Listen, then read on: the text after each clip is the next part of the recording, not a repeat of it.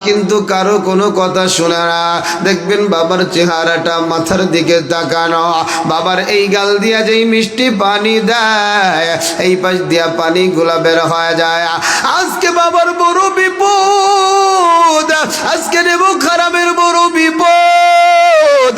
ওই আজরাইল ভয়ঙ্কর একটা আকৃতি নিয়া মাথার সামনে দাঁড়া রইছে রে ভাই।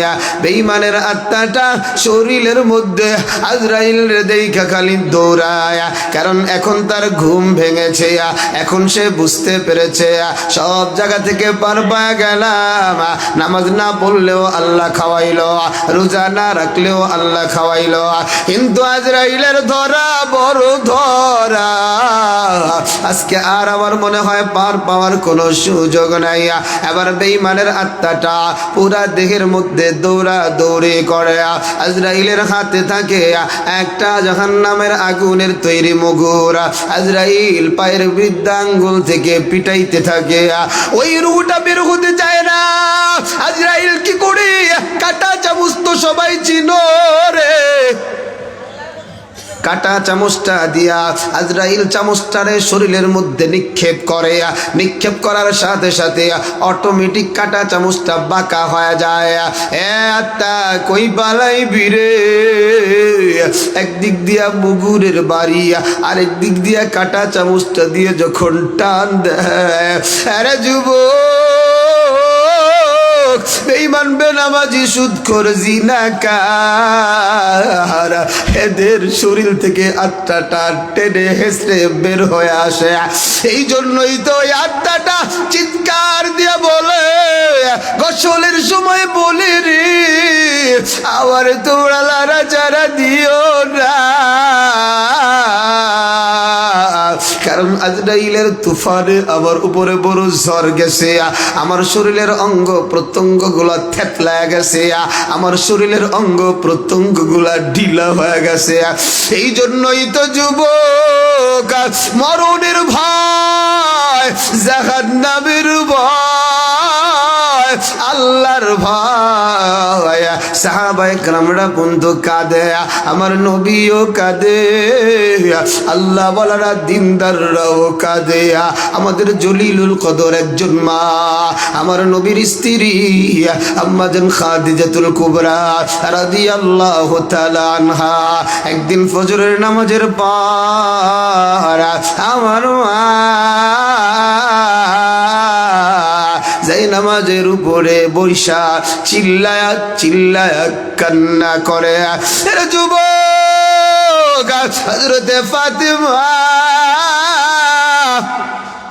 খাদিজার কান্নার আওয়াজে আর স্থির থাকতে পারে নাই, দৌড়ায়া মার সামনে হাজির হয়ে গেছে। ও মা, কেন আপনি কান্দেন রে মা? মা কোনো জবাব না। মা যখন কোনো জবাব দেয় না, আম্মা জানের মেয়ে ফাতেমা চিন্তা করলেন আমার মার মনে হয় বড় ধরনের কোনো সমস্যা হয়ে গেছে। পাগলের মতো ফাতেমা দৌড়াইয়া দৌড়াইয়া আমার মায়ের নবীর সামনে হাজির। ওগো বাবা, মা চিল্লায়া চিল্লায়া কান্দে গো বাবা, মনে হয় আজকে মার বড় ধরনের কোনো ক্ষতি হয়ে গেছে। আমার নবী ডাক দিয়া কয়, ফাতেমা রে, কি জন্য তোমার মা কাঁদে? প্রশ্ন কি করেছিলা? বলে, বাবা প্রশ্ন ঠিকই করেছিলাম, কিন্তু মা কোনো জবাব দেয় না। আমার নবী দৌড়ায়া দৌড়ায়া বাড়ির কাছে আইসে দেখি ফাতেমার কান্নার আওয়াজ, খাদিজার কান্নার আওয়াজ। ঘরের ভিতরে ঢুইকে দেখে খাদিজা আরো চিল্লায়া চিল্লায়া কান্দে। আমার নবী ডাক দিয়া কয়, খাদিজা রে, কেন তুমি কান্দো রে? তোমার এমন কি হয়েছে একটু বলো। খাদিজা কোনো জবাব দেয় না। আমার নবী আবার বলে, খাদিজা বল না রে, কি তোমার সমস্যা? আব্বাজান খাদিজা এবার ডাক দিয়া কয়, পয়গম্বর, আমার বড় ওই কবরে একা একা কেমনে ঘুমাবা, যেই কবরে বাতিও নাই, নাই, যেই কবরে কোনো সাথী নাই, যেই কবর প্রতিদিন মানুষগুলারে ডাকে। আমি কবর অন্ধকার ঘর, আমি কবর পোকামাকড়ের ঘর, আমি কবর একা একির ঘর। ও পয়গম্বর, ওই কবরে আমি কেমনে ঘুমাবো? আমার বড় ভয়, ওই কবর তো আমার জীবনের পরকালের প্রথম ঘাটি। ওই ঘাটি আমি যদি নাজাত না পায়া, আমি যদি আটকা পড়িয়া যায়, আমারে কে বাঁচাবে? এই জন্য আমি কাঁদি। এর যুবক, বেঈমান বেনামাজি সুদখোর জিনাকারের যখন মরণ হয়ে যাবে, ওই কবরের ভিতরে তাকে যখন শুয়ায়া দেওয়া হবে, তার রূহটাকে যখন কবরে ঢুকাইয়া দেওয়া হবে রে, ওই কবরে মুনকার নাকির দুইজন ফেরেশতা হাজির হয়ে যাবে। হাজির হয়ে তিনটা এক একটা করে তিনটা প্রশ্ন করবে। এক নাম্বার প্রশ্ন করবে তোমার রবকে বলো, দুই নাম্বার প্রশ্ন করবে তোমার দিন কি বলো, তিন নাম্বার প্রশ্ন বলবে এই মানুষটাকে কি চেনো? বেঈমান বেনামাজি সুদখোর জিনাকার বেপরদাওয়ালা গান বাদ্যে যারা উপস্থিত হয়, এরা কোনো জবাব দিতে পারবে না। এরা খালি তাকাইয়া তাকাইয়া বলবে লাদ্রি, আর দুই চোখের কোনা দিয়া টপ টপ করে পানি বের করবে, আর কোনো জবাব দিতে পারবে না, আর কান্না করবে।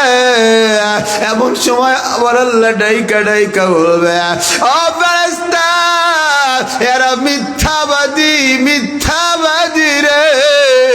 ওদের এলাকায় জিহাদি বয়ান করছিল, জিহাদির বয়ানে এরা উপস্থিত হয় নাই, এদের মতো মিথ্যাবাদী রে আজকে আর ছাড় দেওয়া হবে না, আজকে আর এদেরকে সুযোগ দেওয়া হবে না। আমি আল্লাহ বলছিলাম দুনিয়ার জমিনে আমি চাইরা দেই কিন্তু ধরি না, কিন্তু আমি যখন ধরি রে, ইন্না বাতশা রাব্বিকা লাশাদীদ, আমার ধরা থেকে কেউ আর নাজাত পায় না।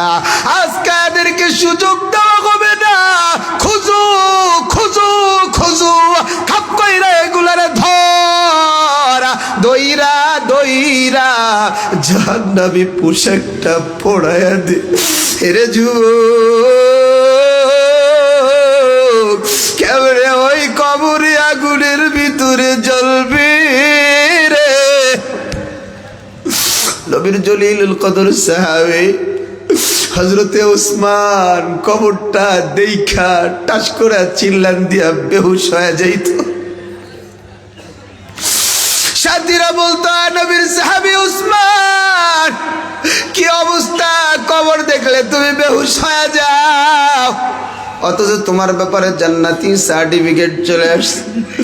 হযরতে ওসমান বলে, নবীর সাহাবীরা আমি নবীরে বলতে শুনেছি পরকালের প্রথম ঘাটিটা হলো এই কবর।